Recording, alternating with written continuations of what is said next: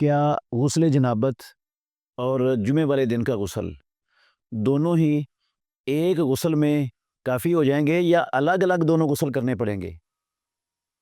محترم ناظرین، غسل جنابت یہ بھی فرض ہے مسلمان پر، اور جمعے والے دن کا غسل بھی فرض اور واجب ہے مسلمان پر راجح ترین اور صحیح قول کے مطابق، کیونکہ صحیح بخاری شریف کی حدیث ہے، رسول مکرم صلی اللہ علیہ وسلم نے فرمایا غسل یوم الجمعۃ واجب علی کل محتلم، جمعے کے دن غسل کرنا ہر بالغ انسان پر، شخص پر واجب ہے۔ اور یہ بھی فرمانا ہے امام الانبیاء کا، من اتی الجمعۃ فلیغتسل، جو جمعہ پڑھنے کے لیے آئے وہ غسل کرے، یہ حکم ہے۔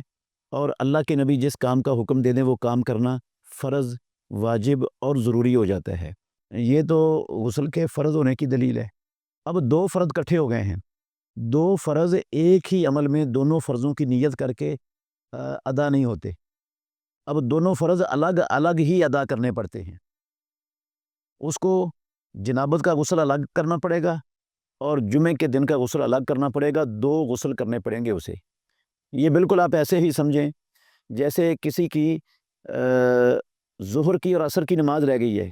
کسی وجہ سے، بے ہوشی کی وجہ سے، تو جب اس کو ہوش آیا ہے، وہ مغرب کے بعد کا ٹائم ہے یا عشاء کے بعد کا ٹائم ہے، اب وہ ظہر اور عصر کو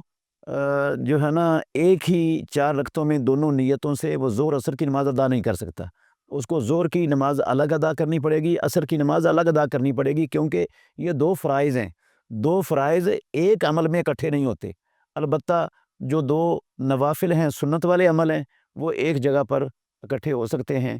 مثال کے طور پر بندہ مسجد میں آتا ہے وضو کر کے اور آ کر فجر کی سنتوں کی نیت سے فرض 2 سنتیں پڑھتا ہے، تو اس کی یہ فجر کی سنتیں بھی ادا ہو جاتی ہیں اسی میں،